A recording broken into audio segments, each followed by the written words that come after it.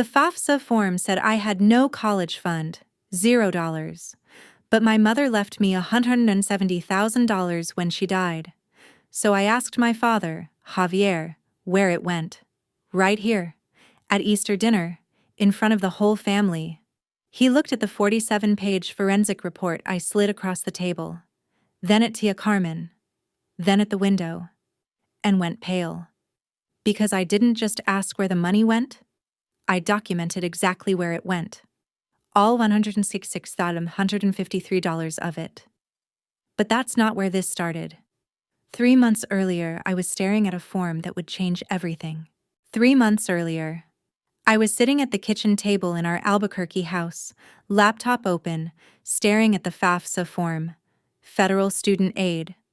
The thing that decides whether you get help paying for college or you're on your own. I'm Maya, 19 years old, sophomore at UNM, pre-med track. And I was applying for financial aid because college is expensive. The form asked about trust funds. I clicked yes. The next screen asked for the amount. I typed $170,000. That's what I'd heard my whole life. After my mom died when I was 11, Javier always said, "Your mother made sure you'd be taken care of, mija. There's money for college." I submitted the form. 2 weeks later, a letter arrived. The trust fund you listed shows a current balance of $0. $0. I walked into Javier's home office. "Dad, the FAFSA people say there's no money in the trust fund." He didn't look up. They probably made a mistake. But there should be $170,000. He finally looked at me. "Maya, your mother left money?" "Yes. But things happen. Medical bills, the house, your quinceañera, Sophia's private school. Money doesn't last forever." I felt something cold settle in my chest. "You spent my college fund?" He stood up. "I didn't spend anything. I managed it. Sometimes you have to use resources where they're needed most." His face hardened. "You think you're the only one with needs in this family?" Sophia had needs. The house had needs. I left his office, went to my room, closed the door, and I sat there thinking, maybe I remembered wrong. Maybe it wasn't $170,000. Maybe Mom said something different. I was 11 when she died. Kids misremember things. Maybe Javier was right. Maybe there were bills.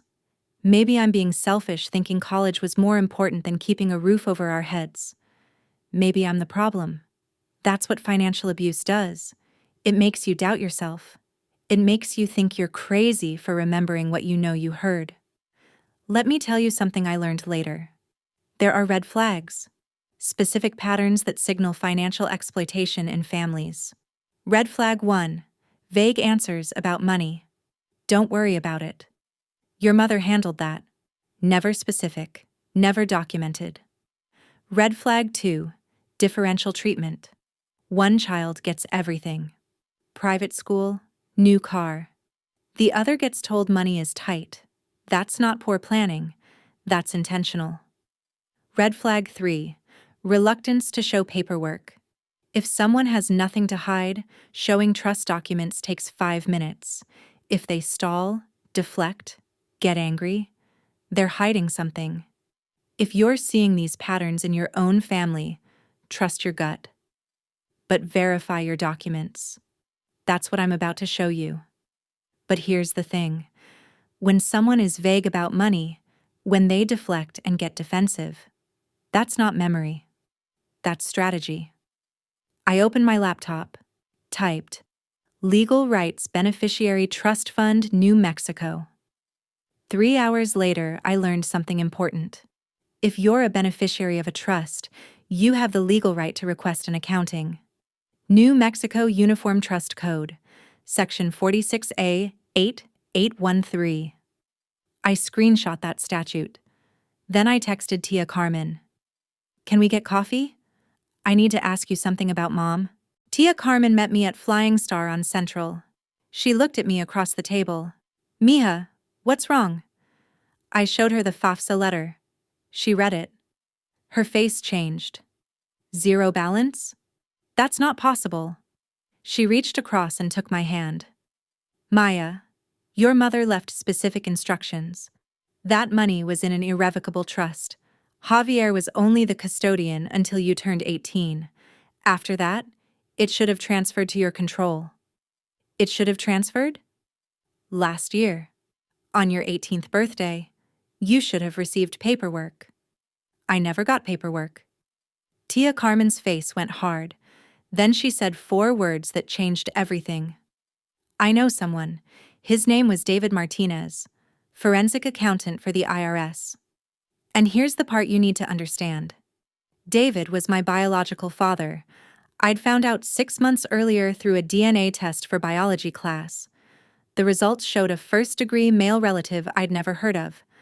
I messaged him. 3 weeks later, he told me the truth. He and my mother had been together before she married Javier. When she got pregnant with me, she was young, scared. She married Javier for stability. David stepped back. But he never stopped keeping track. He knew about the trust fund. He knew the amount. He knew the terms. We'd been getting to know each other. Coffee once a month. But now I needed him. I texted David. Can we meet? It's about Mom's trust fund. He responded in 6 minutes. Tomorrow, 3 p.m. My office.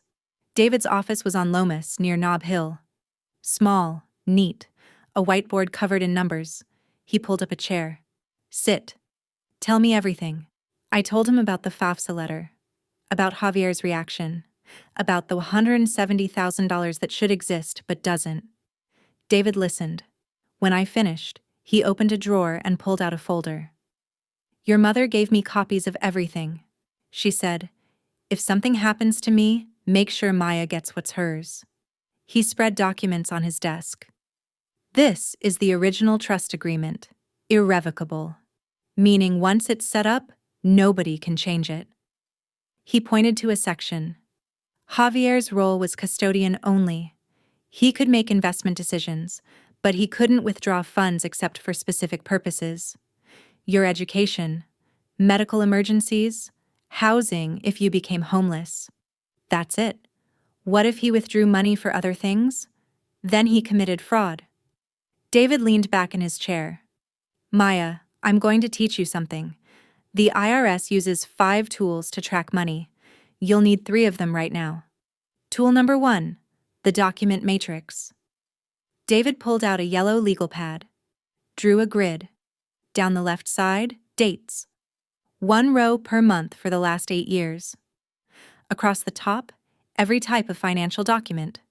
Bank statements, credit cards, property records, car registrations, investments.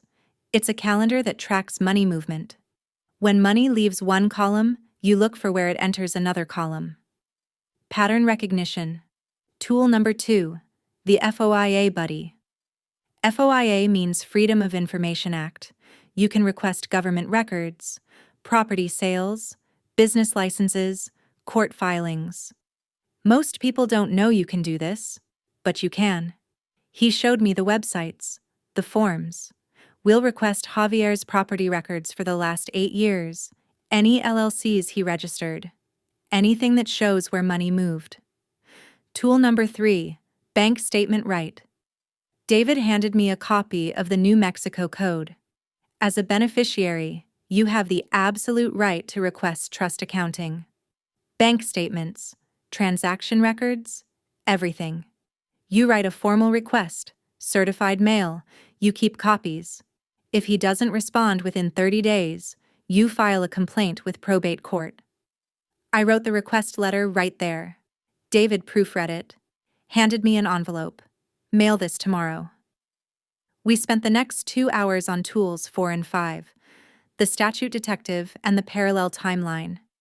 By the time I left, I had templates for all 5 saved on my phone. David walked me to the door. Maya, one more thing. This is going to be hard. You're going to find things you don't want to find. You're going to have moments where you want to quit. He looked at me. His eyes were serious. Don't let it go. Your mother trusted me to make sure you got what was yours. I'm trusting you to see this through. Can you do that? I nodded. I can. The investigation took 11 weeks, but the pattern emerged by week 3. Week 1. I submitted my FOIA requests, property records, business licenses, court filings, mailed my certified letter requesting trust accounting. Nothing. Week 2. Still nothing. I followed up. He texted back, "I'll get you the information." He didn't. Then the documents started arriving. Javier's property records, the house we lived in, purchased 8 years ago. Down payment, $77,000. I pulled up the trust statement David had given me. 8 years ago, same month, there was a withdrawal. Amount, $75,000. Purpose, education expenses. I was 11 years old. I was in 6th grade. I stared at those numbers. $75,000 out, $77,000 in. 6 days apart. That's when I stopped wondering if I was wrong. That's when I knew. More documents arrived. Business license records. Javier had registered an LLC 7 years ago. JR Property Investments. Initial capital, $42,000. The trust account showed a withdrawal the same month. Amount, $42,000. Purpose, education materials. I was 12, still not in college. Then I got my own credit report. Found something I didn't expect. A credit card in my name. Opened when I was 16. Balance, $8,700. I'd never seen this card. I called the credit card company, requested transaction records, 3 years of purchases, Sophia's cheerleading uniforms, Sophia's car insurance, Sophia's private school tuition payments. I stared at the screen. A credit card. In my name. That I'd never seen. Never touched. He'd stolen my identity. Used my social security number. Forged my signature. Made me responsible for debt I didn't create.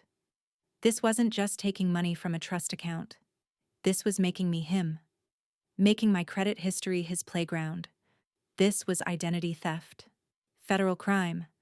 I documented every transaction, added it to my matrix. And then I sat there on my bed. Laptop open. Binder getting thicker. And I felt guilty. Not guilty for investigating. Guilty for what I was finding. Guilty that Sophia's life was built on theft. Guilty that I was about to destroy our family over money. Guilty that I cared about the money at all. Maybe I should just let it go. Maybe having a family is worth more than $170,000. Maybe I'm being petty, selfish, ungrateful. I called David, told him what I'd found, told him how I felt. He was quiet for a moment, then, "Maya, feeling guilty is normal. People who do this count on you feeling guilty. They count on you thinking you're the problem. But you're not stealing from Javier. He stole from you. You're not destroying the family. He did that when he committed fraud. Don't let his crime become your guilt." I needed to hear that. I needed someone to tell me I wasn't crazy. David and I met at his office. He'd been doing his own digging, IRS databases, tax returns. He spread them on his desk. Look at this. His income is the same every year, $73,000, but his spending is way higher. New cars, house renovations, Sophia's private school. Where's the extra money coming from? I pulled out my matrix. From here, from my trust fund. We need bank statements, direct proof. That letter you sent, did he respond? No. That's a violation. Under New Mexico law, he has 30 days. It's been 42. We can file a complaint. David helped me draft the complaint. We filed it with Bernalillo County Probate Court. Petition for trust accounting and breach of fiduciary duty. 3 days later, Javier called. His voice was tight. "Maya, what the hell is this? A lawsuit?" "Not a lawsuit. A petition. I have the right to see where my money went." "You're taking me to court? Your own father? The father who spent my college fund?" "Yes." Silence. Then, "You're making a huge mistake. I understand New Mexico Statute 46A 8813. I understand fiduciary duty. I understand fraud. I hung up. Javier's lawyer responded.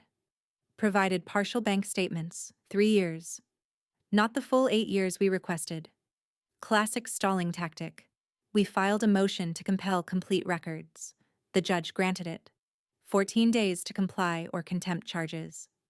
The complete bank statements arrived. Certified mail. 247 pages. David and I spent 2 days going through them. Total withdrawn from trust, $153. Total that should be there, $170,000. We had the pattern, we had the proof. I created the parallel timeline, 2 columns. Left side, trust withdrawals by date. Right side, Javier's spending by date. Match after match after match. Trust withdrawal $75,000 on March 3, 2017. House down payment $77,000 on March 9th. 6 days apart. Trust withdrawal $42,000 on June 12, 2018. LLC registration $42,000 on June 15th. 3 days apart. I documented every match. Built a binder.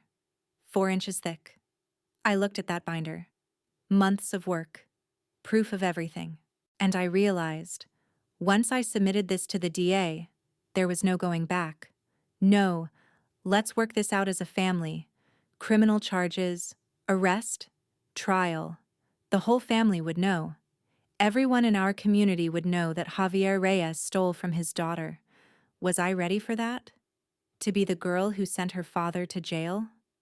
I thought about my mother, about the hospital bed, about her hand holding mine, about her voice. You'll be a doctor, mija. I made sure of it. I opened my laptop, emailed the DA's office, attached the binder as a PDF. Subject line, complete evidence package, Reyes investigation. Sent. David brought in a forensic accountant colleague, Maria Gonzalez. She'd testified in 50 embezzlement trials. If she said the evidence was solid, prosecutors would listen. She reviewed my binder for 2 hours, then looked up. This is textbook fraud. You have direct evidence, documentation, patterns. Any prosecutor would take this case. She helped me draft a criminal complaint. We submitted it to the Bernalillo County District Attorney's Office, Financial Crimes Division. The DA's office called. They wanted to meet. Assistant District Attorney Rebecca Martinez reviewed my binder, asked questions, took notes. After 90 minutes, she leaned back. I'm opening a criminal investigation. Embezzlement, identity theft, fraud. The credit card in your name makes this especially serious. What happens now? We'll subpoena his bank records, interview witnesses, build the case. If everything holds up, we'll file charges. He'll be arrested. Rebecca looked at me. Maya, I need to ask, are you prepared for what comes next? This is your family. This will destroy relationships. Are you ready for that? I thought about my mother. I looked at Rebecca.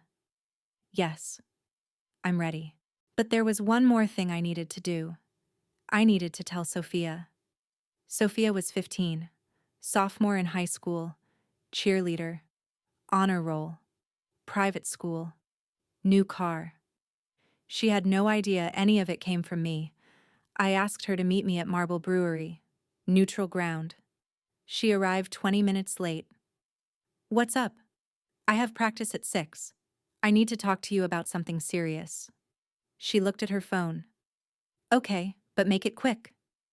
I pulled out a folder. This is a bank statement. From Mom's trust fund. The one she set up for my college. It should have $170,000. But it's empty. Dad spent it. She looked up. What are you talking about? I pulled out highlighted statements. Your car. $1,780 from my trust fund. Your private school tuition. $42,000 over 3 years. Your cheerleading expenses. Credit card in my name that I didn't open. $8,700. He stole from me to pay for your life. I slid the papers across. He stole from me to give you everything. Sophia's face went pale. She picked up the papers, read them. Her hands were shaking. I didn't know. Her voice broke. Oh my God, Maya. I swear I didn't know. He just said we could afford things. I thought he was being a good dad. I didn't ask where the money came from. I should have asked. She was crying. I reached across the table, took her hand. Sophia, this isn't your fault. You didn't do this. Dad did this. But I need you to know what's happening. I filed a criminal complaint. The DA is investigating. There's going to be charges. He's going to be arrested. She pulled her hand back. Arrested? Maya, he's our father. He's not my father. Not biologically. And not in any way that matters now. She stared at me. What? I told her about David, about the DNA test, about the truth Mom never told us. She sat back, processing. Then, so you're not even my real sister? I'm real. The DNA is different. But I'm still your sister. That part doesn't change. Long silence. Then, what do you want me to do? I want you to know the truth. And I want you to know that in 2 days, this goes public. At Tia Carmen's Easter dinner. I'm confronting Dad in front of the family. She looked at me. Her eyes were red. Why there? Because in our family, you don't air dirty laundry. La ropa sucia se lava en casa. Wash your dirty clothes at home. That's what Abuela always says. Keep problems private. Protect the family name. That's what Javier counted on. My silence. But he violated the trust my mother left. He stole from family. If he can break the rules, so can I. And I want him to feel what I felt. Exposed, humiliated, powerless. Sophia looked at me for a long moment. Can I come? To Easter dinner? Can I be there when you do it? Why? Because I need to see it. I need to hear him explain himself. And I need him to know I know. Okay, you can come. Easter Sunday. Tia Carmen's house on the west side. Tia Carmen had been cooking since sunrise. Pozole with red chile. Calabacitas. Sopaipillas with honey. Flan like my mother used to make. The whole extended family. Aunts. Uncles. Cousins. Abuela Rosa. Easter Sunday. The one day all year we're all together. The one day nobody misses. The perfect audience. I arrived early. Helped Tia Carmen set the table. She knew what I was planning. She'd helped me. She was on my side. You ready, mija? I'm ready. Javier arrived with Sophia. Pressed shirt. Clean shave. Smiling. Playing devoted father. We sat down to eat. Javier at the head of the table. I sat across from him. Sophia next to me. David was there too. Tia Carmen had insisted. He's family, she'd said. We ate. Conversation flowed. Normal Easter dinner. Then Tia Carmen cleared the main plates. Brought out flan. I reached into my bag. Pulled out the folder. The 47-page forensic report. Professionally bound. Tabs. Cover page. I placed it on the table. The conversation slowed. People noticed. I looked at Javier. Dad, can I ask you a question? He looked at the folder. His face changed. Sure, Maya. Where did my college fund go? The table went quiet. Maya, we've talked about this. There were expenses, the house, medical bills. I understand fraud. I understand embezzlement. I understand identity theft. I slid the forensic report across the table. It stopped in front of his plate. This is a complete accounting of Mom's trust fund. Every withdrawal you made, every dollar you took, every lie you told. Javier's face went pale. He looked at Tia Carmen. Carmen, what is this? Tia Carmen's voice was steel. It's the truth. Open it. He didn't move. I continued. March 3rd, 2017. You withdrew $75,000 from my education trust. Purpose: education expenses. I was 11 years old. 6 days later, you made a down payment on this house. $77,000. That was my money. June 12, 2018. You withdrew $42,000.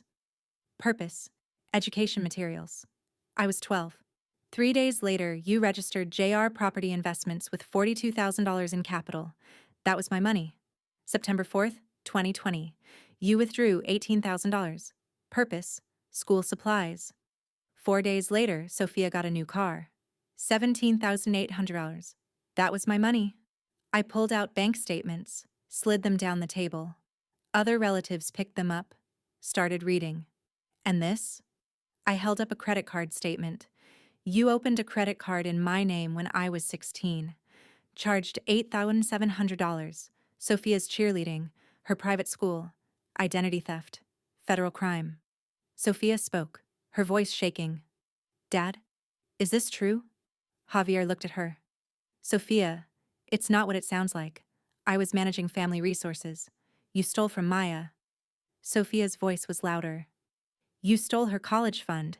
You made me the golden child using her money. Uncle Marco spoke up. Javier, did you really do this?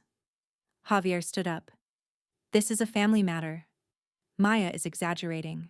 She doesn't understand finance. David stood. His voice was calm, quiet, dangerous. I understand how trusts work. I'm an IRS forensic accountant. I helped Elena set up that trust. It was irrevocable.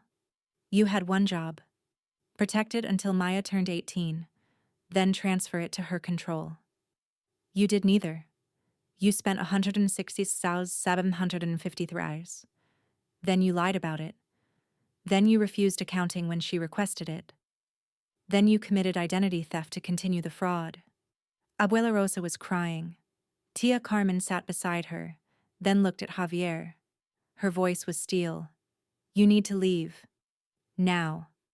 Javier looked around the table, at his mother, at cousins who wouldn't meet his eyes. Nobody spoke. Nobody defended him. Uncle Marco walked to the door, opened it. Javier walked to the door, stopped, turned back. I loved your mother. I raised you as my own. Doesn't that count for anything? I looked at him. You stole from me, gaslit me, made me doubt my own memories, made me feel selfish for wanting what Mom left me.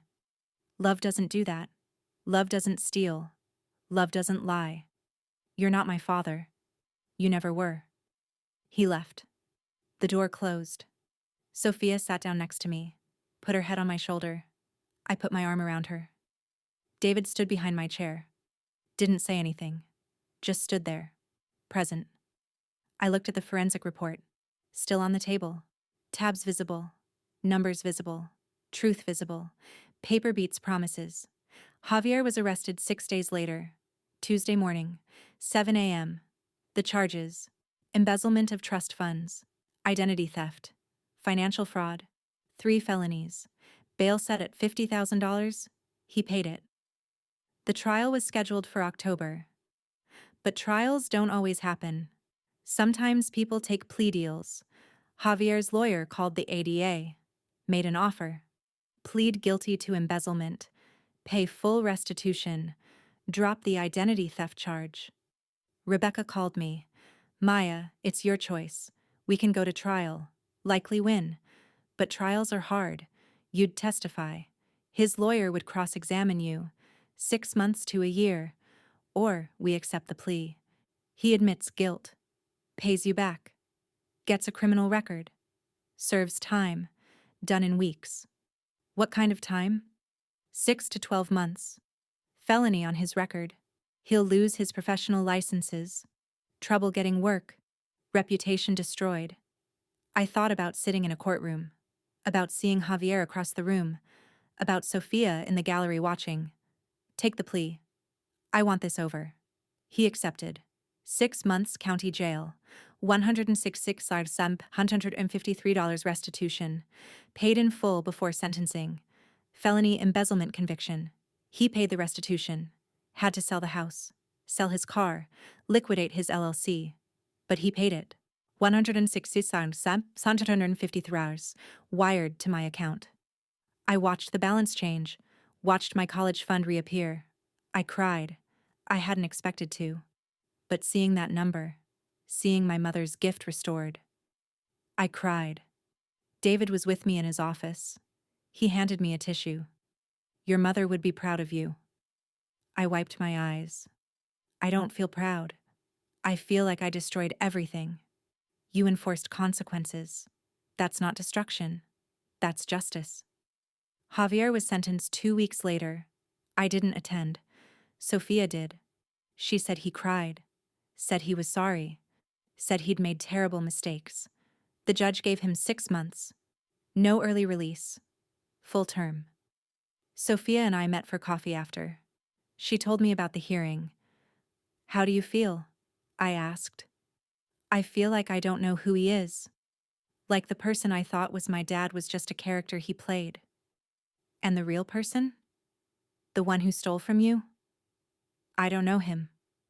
Do you hate me? For doing this? She shook her head. No. I hate that you had to. I hate that he put you in this position. I hate that I benefited from what he did to you. None of that is your fault. I know. But it still feels bad. Silence. Then Sophia said, I'm moving in with Tia Carmen. I told Dad I can't live with him when he gets out. I can't pretend everything's normal. I reached across the table, squeezed her hand. That's really brave. I learned from you. It's been 6 months since that Easter dinner. Javier served his time. Got out 3 weeks ago. I haven't spoken to him. I don't plan to. He tried to call. I blocked the number. He sent letters. I didn't open them. Some people might think I should forgive. That family is family. But here's what I learned through this. Family isn't blood. Family isn't obligation. Family is chosen. Family is earned. And Javier didn't earn it. He had one job. Protect what my mother left me. Honor her wishes. Trust me with what was mine. He chose himself instead. Chose his business. Chose Sophia's private school. Chose a life funded by my future. That's not family. That's theft with a blood relation. I'm at UNM now. Senior year. Pre-med. Medical school application submitted. Interview at UNM School of Medicine next month. The $166,750 in my account. Untouched. Invested. Growing. Exactly what Mom intended. David and I have coffee every Sunday. We're building something. Not father-daughter exactly. Not yet. Maybe never. But we're building. Sophia is healing. Slowly. She sees a therapist. Works through the guilt, the confusion, the anger. She's learning that she can love someone and still hold them accountable. She asked me last week, do you regret it? Taking him to court? I thought about it. Really thought. Then I said, no. I regret that it was necessary. But I don't regret doing it. Because here's the truth. When someone takes from you, when someone lies to you, when someone makes you doubt your own reality, you have 2 choices. Accept it. Believe them when they say you're wrong. Believe them when they say you don't deserve better. Or fight back. Document. Build evidence. Demand accountability. I chose the second. And it cost me. It cost me a relationship with Javier. It cost me some extended family who think I went too far. It cost me the comfortable lie that everything was fine. But I gained something too. I gained my future back. I gained my mother's gift. I gained the knowledge that I can protect myself. That I don't need anyone's permission to claim what's mine. I gained my voice. And that's worth more than comfort. It's worth more than keeping the peace. It's worth more than being the good daughter who stays quiet. If you're in a situation like this, if someone is taking from you, if you're being told you're crazy for seeing what you see, here's what I want you to know. You're not crazy. Trust your gut. But verify your documents, build evidence, learn the tools, document everything, and when you're ready, demand accountability. You don't owe your future to people who bet against your past. Paper beats promises, and you deserve to fight for what's yours. David taught me 5 tools that saved my future: the document matrix, the FOIA buddy, the bank statement right, the statute detective, the parallel timeline. If someone in your life needs these tools, comment protect below. I'll make sure you get them. Because nobody should have to figure this out alone. Real family shows up. Real family protects. Real family honors what matters.